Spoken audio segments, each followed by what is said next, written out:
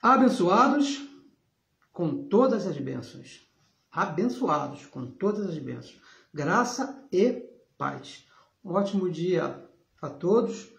Recebo que hoje já é o seu melhor dia. Aqui, para nós aqui, hoje é domingo, não é isso? Um dia bem tranquilo. Um ótimo dia.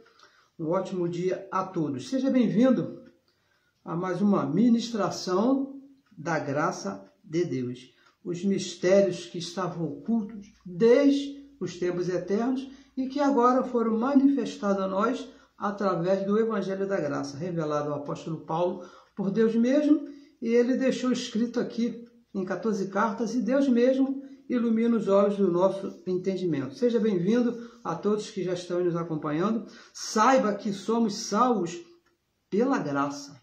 Olha que tremenda essa notícia, né? Isso que é uma boa notícia. Somos salvos pela graça, desde antes da fundação do mundo. Isso que é muito importante entendermos. Somos salvos desde antes da fundação do mundo. Escrevendo a Timóteo, na segunda carta, no capítulo 1, no verso 9, Paulo diz que fomos salvos e chamados por Deus, desde antes da fundação do mundo. Salvos pela graça, por meio da fé, que vem de Deus, um dom de Deus. Efésios capítulo 2, verso 8, diz que pela graça nós fomos salvos mediante a fé. Já chegamos aqui, olha que coisa tremenda, abençoada. Se você não sabia disso, eu gostaria de compartilhar com você. Já chegamos aqui com esse dom, salvos e crendo. Porque você crer é um dom de Deus, não é isso? Agora, nos faltava o conhecimento, porque salvo e crer, isso já estava em você, porque Deus imputou em você. Mas nos faltava o conhecimento. E o conhecimento chegou quando ouvimos o Evangelho da nossa salvação.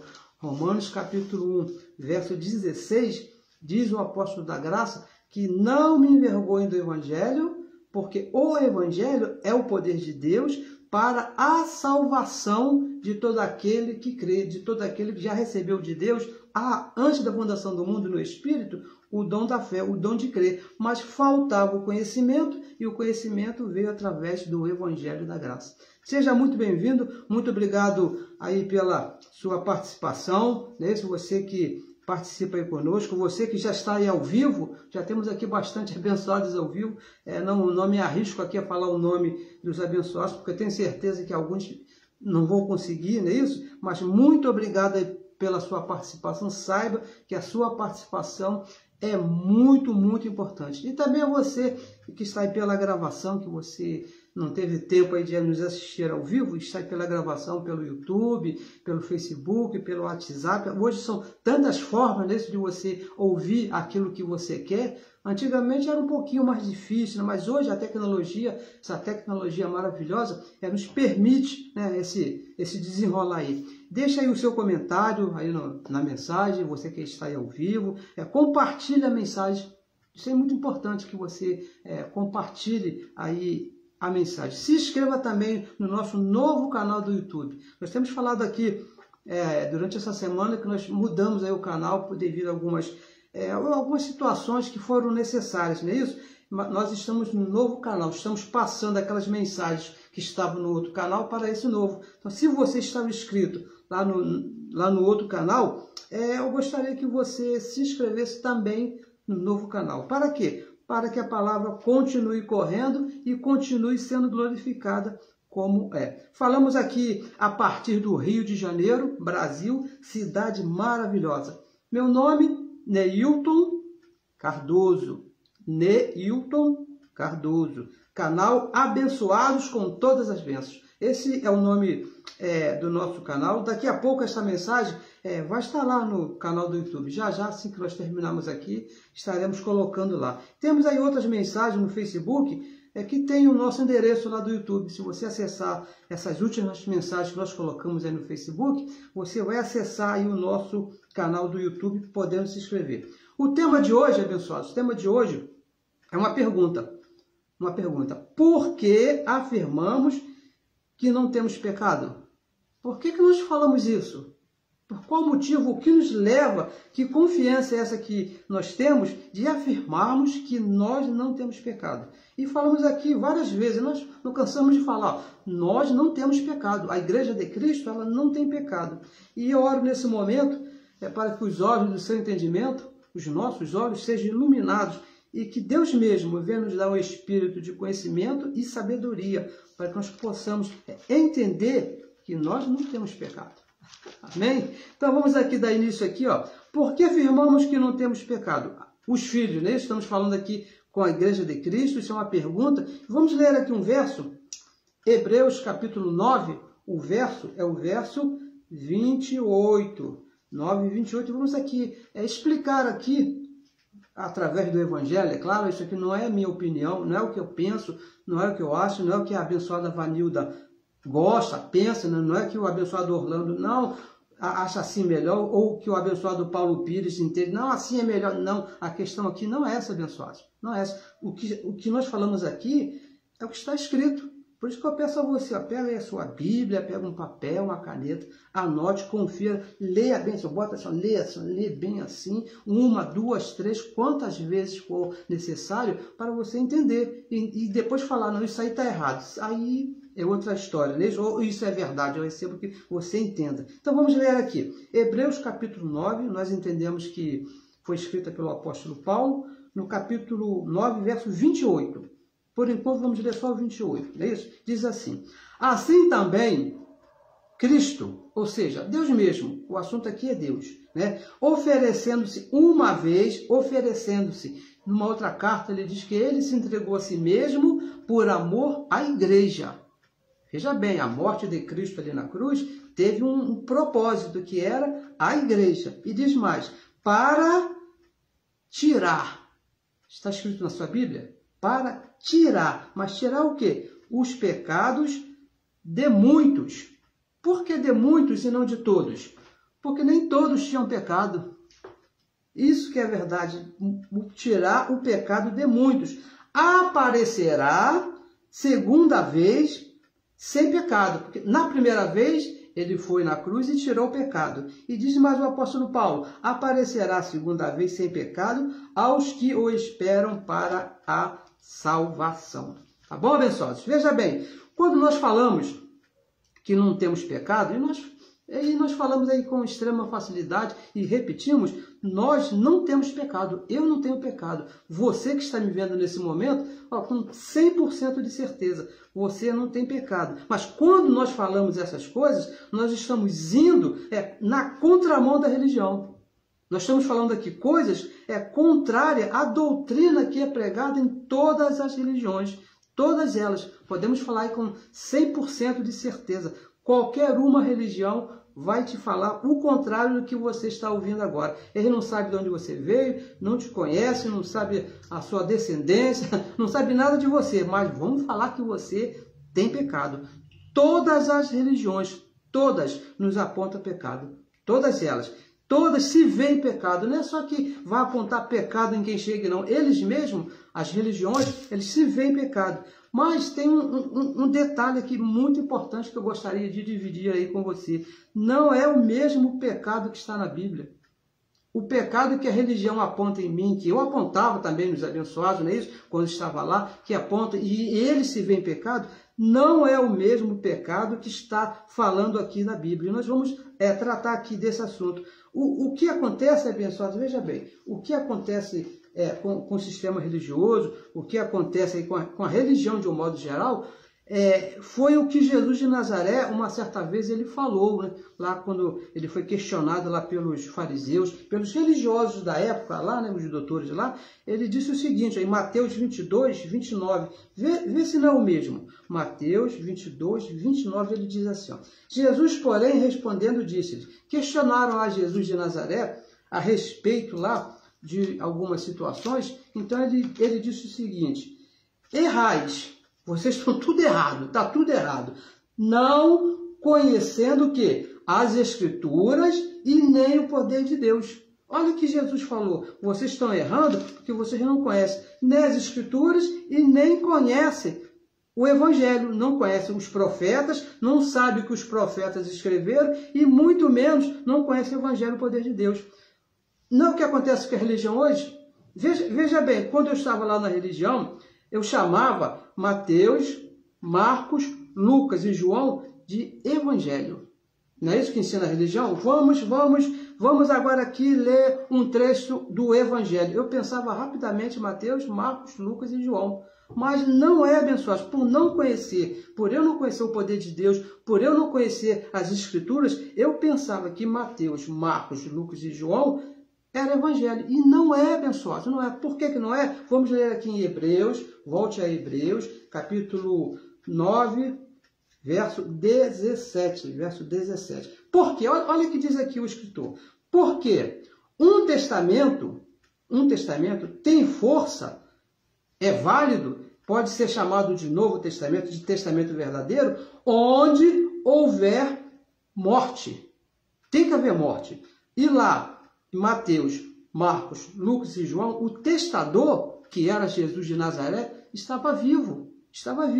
Ou terá ele algum valor, o testamento, enquanto o testador vive? Enquanto Jesus de Nazaré estava vivo, não poderia se chamar Mateus, Marcos, Lucas e João de Novo Testamento. Não poderia ser chamado como alguma coisa nova. Por quê? O testador estava vivo. Então, não poderia ser usado como benefício de um testamento, porque as coisas não estavam prontas ainda, porque o testador estava vivo.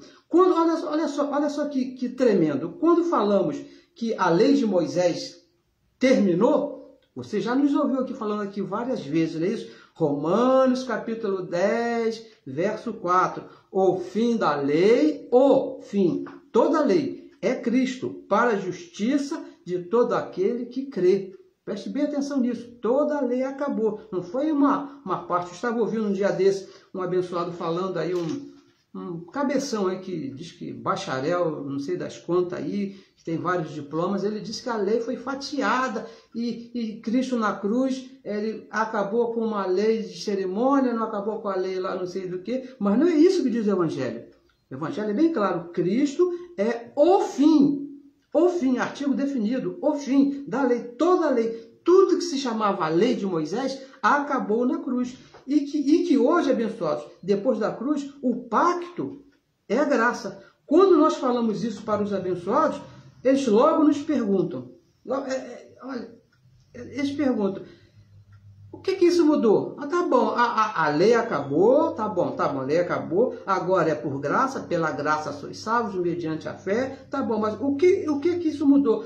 Qual é a diferença? Qual é a diferença da lei ter terminado e hoje está no pacto da graça? E ainda dizem mais, olha, tudo é Deus, tudo depende de Deus, porque lá em Hebreus capítulo 13, versículo 8, diz que Deus é o mesmo ontem, hoje e eternamente. Então eles dizem, porque eu também falava assim, eu pensava assim, se Deus é o mesmo ontem, hoje e eternamente, então está tudo valendo, é tudo da mesma maneira, e Deus não muda, por que as coisas vão mudar? Se Deus mudar, eu mudo, se Deus não mudar, eu não mudo. Eu pensava assim.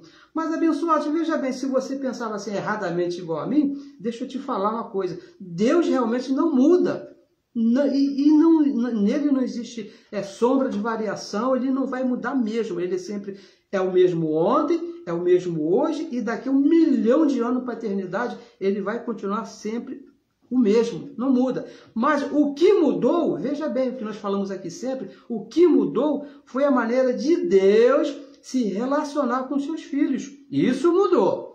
Isso, abençoados, com certeza isso mudou. A maneira de Deus se relacionar com seus filhos. Deus não muda. Veja o que ele diz aqui, ó. Veja bem, Hebreus, capítulo 1, o verso 1. Olha o que ele diz. Havendo Deus, antigamente aqui é da cruz para trás, lá no pacto da lei, falando muitas vezes, Deus falando muitas vezes, e de muitas maneiras aos pais, e como ele falava, teve uma certa vez que ele falou até através de um jegue, lá falou lá com o profeta através de um jumento, não é isso? Pelos profetas, a nós quem é abençoados? Nós, depois da cruz, depois que ele morreu e ressuscitou, depois que ele mudou o pacto, depois que ele mudou a maneira de falar. A nós falou-nos nesses últimos dias depois da cruz, pelo Filho. A nós ele fala pelo Filho. E aonde é que se expressou o Filho? Na cruz do Calvário, quando ele morreu, ressuscitou, ali foi a expressão do Filho de Deus. O pacto mudou, a aliança mudou. O acordo que Deus tinha com os filhos, antes da cruz de falar com os filhos, também mudou. Foi isso que mudou, olha só. 2 Coríntios 5,17, vamos ver aqui, ó, um trecho aqui bem interessante, eu tenho certeza que você conhece, mas vamos ler 5,17. Assim que, veja bem, 2 Coríntios 5,17, vê se as coisas não mudaram. 5,17. Assim que, se alguém está em Cristo, abençoado, é nós que estamos depois da cruz. Todo filho depois da cruz está em Cristo. Nova criatura é, não é que vai ser, é, não é isso? Olha o tempo do verbo, é. As coisas velhas, olha só, as coisas velhas já passaram, não é que vai passar, já passaram. Eis que tudo se fez novo, abençoado. Tudo se fez novo. A maneira de Deus tratar com seus filhos mudou. Agora é uma maneira nova, depois da cruz. A promessa que Deus fez lá em Jeremias, no capítulo 31, lá no versículo 31 até o 34, que de estabelecer um novo acordo com seus filhos, já aconteceu. E diz lá que esse acordo, esse novo acordo, seria sem pecados. Olha que tremendo! Deus está estabelecendo um acordo com seus filhos, mas sem pecados. Porque, abençoado, veja bem, se Deus estabelecesse um acordo com seus filhos, um novo acordo, morresse na cruz, entrasse num corpo de carne chamado Jesus de Nazaré, sofresse do jeito que ele sofreu, já ter se manifestado num corpo de carne, já foi uma vergonha tremenda para Deus, uma humilhação. Ainda passar pela cruz. E depois de tudo isso, continuar com o pecado?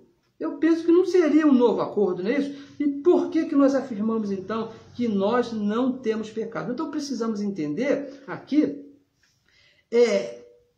o que é pecado. Porque o pecado, ele só se achava no tempo do pacto da lei. É isso que o Evangelho diz. O pecado só se encontrava no pacto da lei. Nós estamos no pacto da graça. Mudou. Então você precisa entender, nós precisamos aqui entender o que é que a Bíblia chama de pecado, que é diferente do que ensina a religião. Lá na religião, quando alguém era acusado de pecado, de pecador, com certeza, ou ela tinha cometido uma prostituição, ou tinha bebido todas, ou foi pego fumando, igual uma vez eu, sem querer, vi lá o abençoado lá no botequim, bebendo lá, na minha consciência, o irmão está em pecado, porque ele estava bebendo. Mas é isso que diz o Evangelho que é pecado? Será que é isso que está escrito na Bíblia ser pecado? Então vamos perguntar aqui a um especialista em pecado. Vamos perguntar aqui a ele, né? É o apóstolo João, que viveu no tempo da lei de Moisés. João, que era um judeu, aquele judeu bem judeu mesmo. Primeira carta que ele escreveu, no capítulo 3, me acompanha aí. O que diz o especialista em pecado? 1 João 3, no versículo 4. Não é no livro histórico, não, é na carta. 1 João 3, 4. Ele diz assim, todo aquele, olha o que ele disse lá para o povo lá. Todo aquele que comete pecado, qualquer um, não importa quem seja, transgride a lei.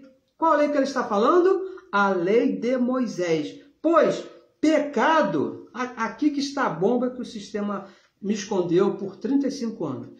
Pecado é a transgressão da lei. Olha o que diz João. Pecado aqui, ele não diz ser outra coisa. Ele diz que pecado é transgredir a lei. Nós aqui sempre citamos aquele exemplo daquela filha, aquela mulher que foi pega no ato ali do adultério e levaram ela na presença de Jesus. O problema dela ali, abençoados, não foi o adultério, não. O problema dela é que a lei de Moisés falava que ela não podia adulterar porque ela estaria transgredindo a lei. Se não tivesse lei, ela estava limpa, ela ia dar satisfação somente ao seu marido. Mas por ter a lei, ela transgrediu a lei, então ela foi levada na presença de Jesus. Essa lei de Moisés, foi aplicada, abençoados, somente ao povo de Israel, somente ao povo judeu. a lei de Moisés, e eram 613 ordenanças. E ó, vamos aqui repetir, ó. Todo aquele que comete pecado transgride a lei, pois o pecado é a transgressão da lei. Por isso que lá nessa mesma primeira carta lá de João, no capítulo 1, no versículo 8, João diz que aquele que diz que não tem pecado é mentiroso. Porque imagina, ele estava certo. João estava certo nesse ponto aí. Porque era impossível alguém não transgredir a lei.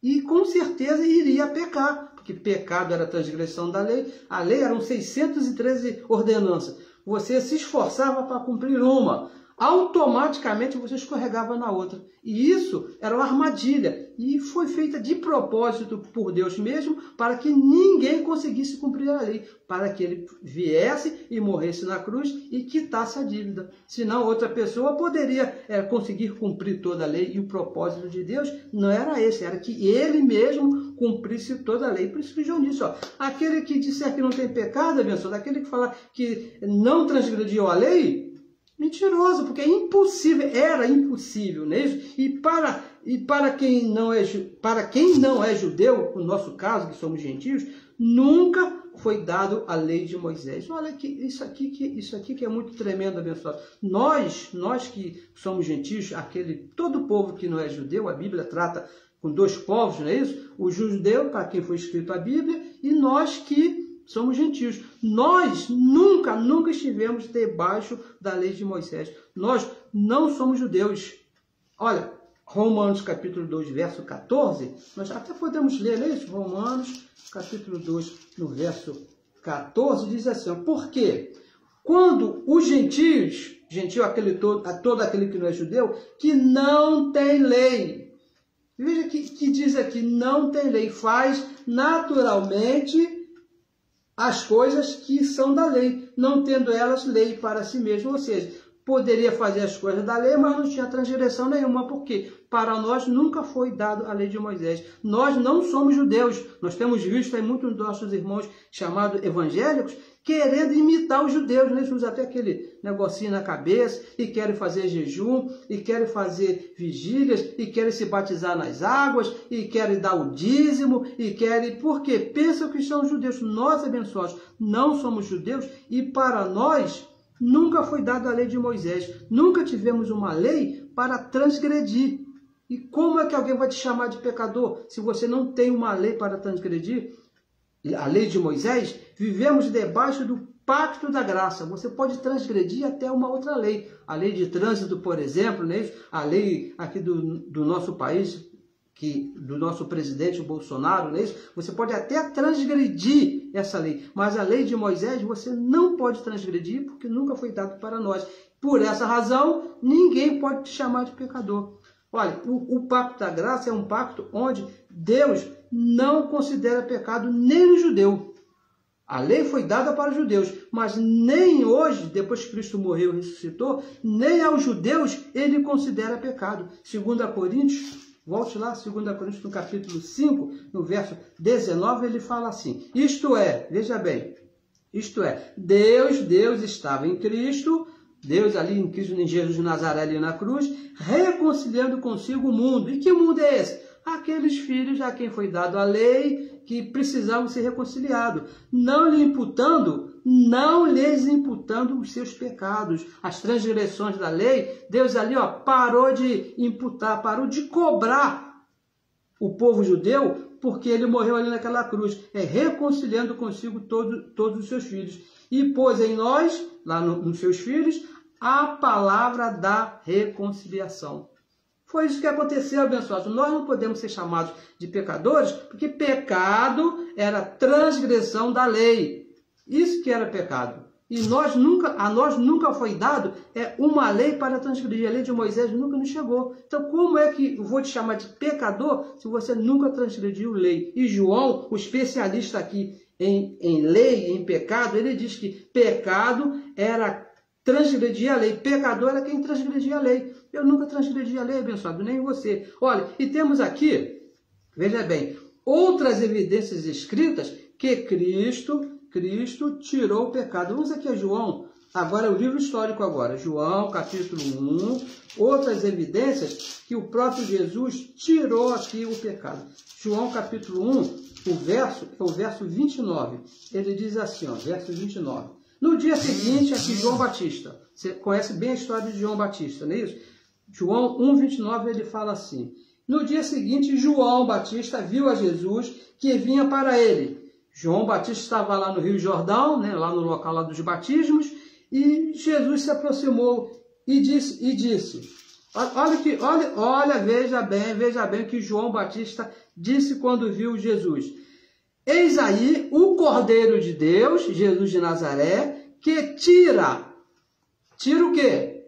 O pecado do mundo. João ali avisa que o Cordeiro já estava presente para tirar o pecado do mundo. Uma promessa feita por Deus lá desde trás lá dos profetas, que chegaria um dia, né? Lá Zacarias profetizou, que em um dia Deus iria tirar o pecado do mundo. E João Batista, quando viu Jesus chegar, ele falou, o Cordeiro já chegou, o Cordeiro está presente para tirar o pecado do mundo. E foi o que aconteceu ali na cruz, quando o Cordeiro foi imolado e tirou o pecado. Se ele veio morrer para tirar o pecado e ele morreu, morreu ou não morreu, abençoado? Morreu, com certeza. Então, ele já tirou o pecado. Não foi isso que João Batista falou? Que o Cordeiro de Deus, que tira, ele morreu na cruz, então ele tirou o pecado. Então, escrevendo lá aos Hebreus, mais uma vez, no capítulo 9, volte lá a Hebreus 9, 26, veja o que diz aqui o escritor, 9, 26. De outra maneira, ou seja, diferente da morte de Cristo, necessário lhe fora padecer muitas vezes, desde antes da fundação do mundo. Desde antes da fundação do mundo, muitas vezes. Mas agora quando? Quando o Cordeiro estava presente ali na cruz, na consumação dos séculos, agora ali na cruz, uma vez. Olha só, uma única vez, não é isso? Se manifestou, foi visto pelos homens ali para aniquilar o pecado pelo sacrifício de si mesmo. Aniquilou o pecado. É isso que diz aqui o Evangelho. Cristo ali na cruz aniquilou o pecado, deixou de ser, acabou com a lei de Moisés, acabou com as transgressões da lei de Moisés. João escreveu assim, tira o pecado, o Cordeiro que vai tirar o pecado. Paulo revela, aniquilou o pecado. Então, qual é a conclusão que nós chegamos aqui mediante o que está escrito? Tirou ou não tirou? Cristo tirou ou não tirou o pecado? Aniquilou ou não aniquilou o pecado? Olha, abençoados, com certeza, nós cremos, com certeza, porque está escrito, Cristo aniquilou o pecado, tirando a lei de Moisés, que trazia a transgressão. Para ter transgressão, tinha que ter lei. Ele acabou com a lei, acabou com a transgressão, então acabou com o pecado. Hoje, ninguém pode ser chamado de pecador. Ninguém pode ser chamado de pecador. É certo que o templo ainda continuou de pé e no ano 70, quando foi derrubado, aí mesmo que acabou com as ofertas, acabou com as práticas da lei, de uma vez para sempre. E veja bem, para os judeus, Cristo tirou a lei. Não é isso? Romanos capítulo 10, verso 4. Acabou com a lei. Sem lei, sem transgressão. E sem transgressão, logo, sem pecado, porque João disse lá, né, que pecado era transgredir a lei, e sem lei não há pecado, porque pecado era transgredir a lei de Moisés. E para nós os gentios, para você que é um gentio assim igual a mim, nunca houve lei de Moisés. E olha que boa notícia, gentio, aquele povo que não é judeu assim igual a nós que somos brasileiros, nunca fomos pecador. Olha,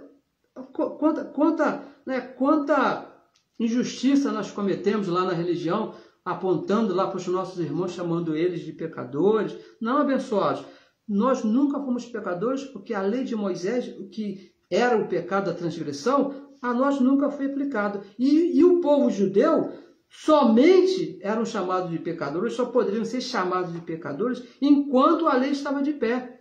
depois de Romanos capítulo 10, versículo 4, que Cristo acabou com a lei, nem os judeus que estavam lá poderiam ser chamados de pecadores, que a lei acabou. E veja bem, vamos aqui apertar mais um pouquinho, né, porque o cinto ainda está bem frouxo, vamos aqui apertar mais um pouquinho. Veja bem, sempre que falamos que não há pecado, e vamos falar aqui sempre, enquanto Deus nos der aí a oportunidade de estar aqui falando sobre esse assunto, vamos sempre falar, Cristo aniquilou o pecado, não existe pecado. Acontece aquelas perguntas, não é isso? E principalmente os religiosos, aqueles assim mais chegados. Eu tenho certeza que se você já teve a oportunidade de conversar com um parente seu que não tem pecado, que você está santo, que você está perfeito, com certeza vai surgir esse tipo de pergunta aqui, ó. E é aqui que está a mentira. Aqui que está o engano da religião. Olha a classe de pergunta que sempre se faz. Então, se não tem pecado, prostituição, sempre começa com prostituição, não sei porquê, não é isso? Prostituição, adultério, roubar, mentir, beber, cheirar, fumar, nada disso é pecado?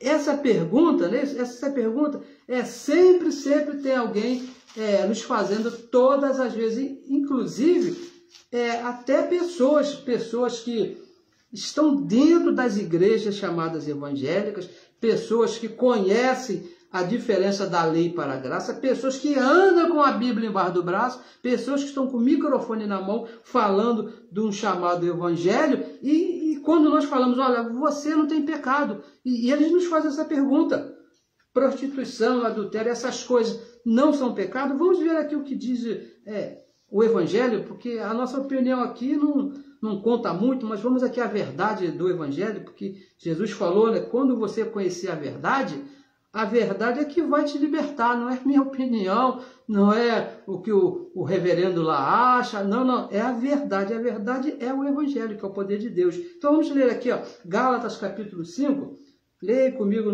no verso 19, vamos saber, né, se prostituição, adultério, essas coisas aí que você vê aos montes acontecendo, né, vamos ver se isso aqui é pecado. 5,19 diz assim, por quê? Leia comigo aí, por favor, não é isso? Porque as obras da carne, olha o que diz, as obras da carne são manifestas, são conhecidas, não é isso? As quais são? Olha o que diz aqui o apóstolo Paulo, o que é a obra da carne? Que prostituição, impureza, lascívia, idolatria, feitiçaria, inimizade, porfia, e aqui vai abençoado até o verso 21, me parece que até o verso 21, vai que uma relação, e essa relação poderia ser muito maior, de obras da carne. O interessante que a religião, lê esse texto aqui, eu fiz muito isso, ensinava que isso aqui era pecado. Olha aqui, ó. Olha a relação de pecado aqui, mas veja, leia aí que não está escrito, o pecado é conhecido. Nada disso. Não é isso que está escrito, abençoado. Por favor, acorde, veja, desperta tu que dormes, veja o que você está lendo, não cometa o erro que eu cometi por 35 anos, eu li isso aqui, e li aqui, ó, porque as obras da carne são manifestas. Eu falava, você está em pecado, mas não está escrito aqui, ó. Diz que as obras da carne, de toda a carne, toda, não importa se está no corpo de carne, se está vivo, toda a carne, são conhecidas, estão presentes. Não existe nessa terra, abençoados, um homem ou uma mulher que não tem em sua carne a capacidade de se prostituir.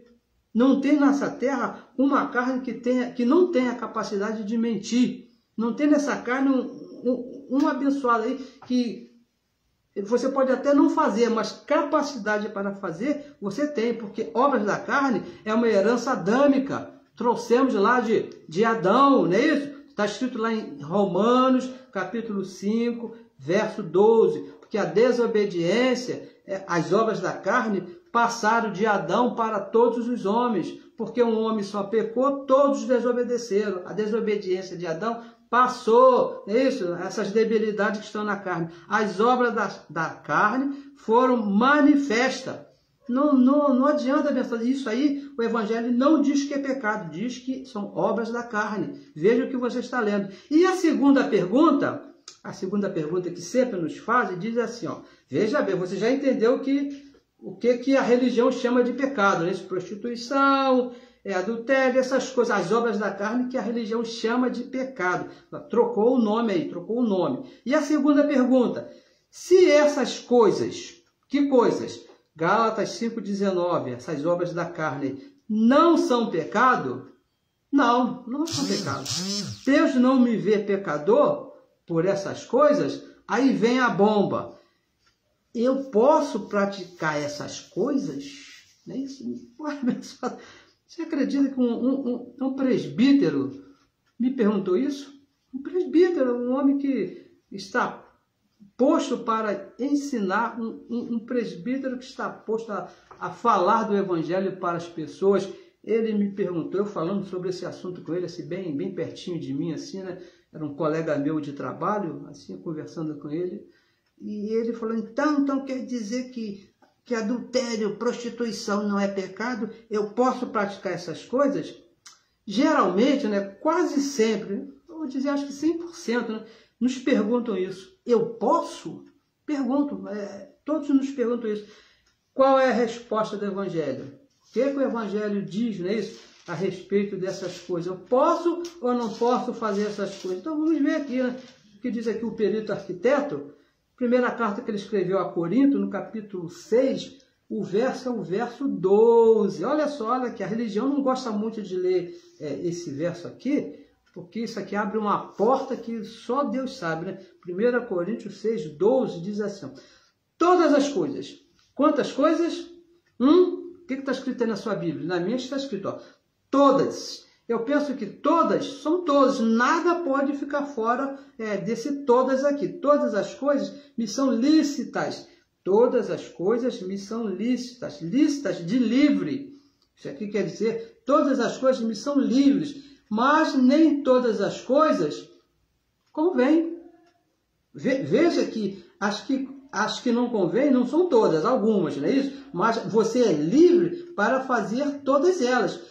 Todas as coisas não são lícitas, mas eu não me deixarei dominar por nenhuma delas. Tudo, veja bem, abençoados, tudo é lícito para você. Você é livre para fazer qualquer coisa. Tudo que você conseguir fazer, olha, isso aqui é conversa de adulto, né? Isso é coisa para adulto. Falar isso aqui para uma criança, imagina que confusão. Tudo que você conseguir fazer, você tem a liberdade para fazer. É o que está escrito aqui, ó, 6,12. Todas as coisas me são lícitas. Todas. Se você conseguir fazer, se você tem a capacidade de fazer, às vezes você tem vontade, tem um desejo, mas não tem condições. Aí você não pode fazer. Mas se você pode fazer, se tem condições, você é livre para fazer. Pode fazer que Deus, veja bem, Deus não vai te ver em pecado. Se eu me meter numa prostituição, Deus vai me chamar de pecador? Não. Quem comete prostituição não é pecador, é prostituta. Quem se mete na cachaça, que bebe, eu tive a oportunidade de levar o abençoado para casa carregado, lá que não conseguia nem ficar em pé. Ele era um pecador? Não, ele era um bêbado, né? Porque bebeu demais, mas não era pecador. Olha, todos podem te chamar de pecador. Qualquer um, como eu fazia, eu chamava alguns de pecador, menos Deus. Deus nunca vai te chamar de pecador, abençoado. De maneira nenhuma, porque ele não considera, nós lemos aqui, ó, Deus não considera. Olha, tem uma coisa aqui muito importante aqui, que é bom que você entenda, porque não é somente liberdade para fazer tudo, porque nós lemos aqui, ó, 6,12, todas as coisas me são lícitas, você tem liberdade para fazer o que você quiser, mas tem mais, tem a melhor parte desse negócio aqui, desse trato aqui, desse acordo, tem a melhor parte, que está um pouquinho mais à frente. Gálatas, vamos aqui a Gálatas, que é a melhor parte aqui, que Deus deixou aqui, ó, a explicação para você que entende que você é livre, você é livre mesmo, para fazer o que você quiser, como diz aí, meter o pé na jaca, sair daqui agora, você é livre para o que você quiser, mas primeiro, antes de você ir, antes de você sair para fazer o que você quiser, ler primeiro esse verso aqui, o complemento aqui, ó, Gálatas capítulo 6, verso 7, que diz assim, ó, não erreis, Deus não se deixa escarnecer, de Deus não se zomba, porque tudo que o homem semear, toda a liberdade que você tem, tudo que você usar a sua liberdade para plantar, você tem essa liberdade, isso também você ceifará. E o verso 8, porque o que semeia na sua carne, se você usar a sua liberdade, que tudo é lícito, para você semear na sua carne, da sua carne você vai colher a corrupção. Mas, se você usar a sua liberdade, tudo que é lícito, para semear no Espírito, em Deus mesmo, do Espírito você ceifará a vida eterna. Então abençoados, o que nós lemos aqui? Deus, que não te vê em pecado, Ele te dá a liberdade para fazer tudo e colher tudo que você plantar. É isso que o apóstolo Paulo está dizendo. Você é livre para fazer o que você quiser, da maneira que você quiser. Mas o mesmo Deus que não te vê em pecado, que te deu essa liberdade, também disse que você vai colher tudo que você plantar. Se plantar na carne, Gálatas 5:19, vai colher corrupção, né? Plantar o que na carne? Adultério, prostituição, essas coisas que você conhece tão bem quanto a mim. É isso? Que você tem uma carne igual a minha. Agora, se você plantar no Espírito, Gálatas 5:16, vamos ver aqui, ó, 5:16, vamos ler, diz aqui. Digo, porém, andai em Espírito e não cumprireis a concupiscência da carne. Se você plantar aí no Espírito, você vai colher os benefícios da vida eterna, porque a vida eterna está aí no Espírito. E o importante aqui, abençoado, seja qual for o plantio, se você plantar na carne, se você plantar no Espírito, você é livre para isso, sem relação com o pecado. Não existe pecado nisso aí. Se você plantar errado, você não está pecando, você está errando, você está plantando mal. Talvez hoje você esteja vivendo uma situação complicada, não é porque Deus te viu em pecado, não, que Deus está te castigando. Não, Deus está me castigando, irmão. Eu pequei. Não, é que ontem você plantou errado. O que você quer? Nós acabamos de ler aqui, você é livre para fazer o que você quiser, mas você vai colher. Isso não é correção de Deus contra pecado, não, porque Ele não te vê em pecado. Seja qual for o plantio, sem relação com o pecado, você vai colher aquilo que você plantar. Amém? Não pense que Deus vai te ver em pecado, porque nós não temos pecado. O pecado era a transgressão da lei e Deus tirou a lei. Agora você é livre para fazer o que você quiser, porque nós não temos pecado. Não temos pecado. Deus não nos vê em pecado. Não vê. E nós, veja bem, nós não temos aí nenhuma dificuldade em afirmar. Nenhuma, pessoa, nenhuma de falar. Nós não temos pecado mesmo, não, pessoal. Não temos nenhuma, porque nós somos filhos de Deus. Efésios capítulo 5, estamos aqui já encerrando aqui. Olha só, veja se eu posso falar, dizer que alguém tem pecado depois de ler esse verso aqui, ó. 5:27. Olha o que diz aqui. Ó, vamos ler aqui, vamos ler do 25, começando do 25. Do 25. Vós, maridos, amai vossas mulheres, não é isso? Como também Cristo, Deus, amou. E quando foi que Ele amou? Antes da fundação do mundo, Ele já te escolheu como igreja, e na cruz Ele pagou um preço ali. Amou a igreja, e a si mesmo, ou seja, a Ele mesmo, se entregou por ela. Por ela quem? Pela igreja. Ele se entregou pela igreja. Não é que alguém pegou ele lá na gravata e botou lá na cruz, agora tu vai morrer. Não. Ele foi lá e ele se entregou. Aqui, eu estou aqui, estou aqui para morrer pela igreja. E no verso 26, ao propósito pelo qual ele morreu pela igreja, para a santificar a igreja, purificando-a com a lavagem da água pela palavra. E no verso 27, vem aqui, acaba aqui com qualquer expectativa de você ver pecado em alguém, de você ver pecado na igreja. Olha só, verso 27, Efésios 5:27, diz assim, ó, para apresentar a si mesmo, ou seja, a Ele mesmo, Deus se entregou ali na cruz pela igreja, para apresentar a igreja a Ele mesmo, uma igreja gloriosa, sem mácula, sem ruga, nem coisa semelhante, mas santa e irrepreensível. Aonde é que fica pecado aqui, abençoado? De maneira nenhuma. Deus nunca vai te ver em pecado. Ele te vê dessa maneira aqui, ó, santo e irrepreensível. Mesmo que você se meta naquelas coisas, nós aqui, se cabe um conselho, eu te aconselho não se meter nessas coisas, porque nós lemos aqui, você é livre para ir lá. Eu estou com a vontade de ir lá. Pessoal, se você der razão à sua vontade, se você plantar na carne, Deus não vai te ver em pecado, mas você vai colher aquilo ali, porque a carne é assim, né? Nós podemos falar que experimentamos as mesmas coisas, ela te convence a fazer. Depois que você faz, ela, coitado de você, não sabe o que está te esperando, porque vai colher, pessoal. Não tem jeito, porque é a palavra do nosso Deus, não é isso? Abençoados, recebo que hoje já é o nosso melhor dia, receba aí a nossa melhor semana. Recebo você plantando as coisas do Espírito. Recebo que você passe uma semana plantando as coisas do Espírito para vivermos bem, né? Para viver bem. Se você plantar as coisas da carne, não sabe, já sabe que vai colher corrupção. Mas se você plantar as coisas do Espírito, Romanos 5,17, é o nosso último verso. Vamos ler aqui, que eu gosto muito desse verso. 5,17. Olha o que diz aqui o apóstolo Paulo. 5,17. Por quê? Se pela ofensa, pela desobediência de um só, que foi Adão, a morte reinou por nesse corpo mortal, muito mais, os que recebem a abundância da graça, aqueles que plantam no Espírito, aqueles que andam de acordo com o Espírito, e o dom da justiça, você recebe a abundância da graça e o dom da justiça, vai acontecer o quê? Vai colher a corrupção? Não, vai reinar em vida por um só. Você vai entender que plantando bem, você vai colher bem.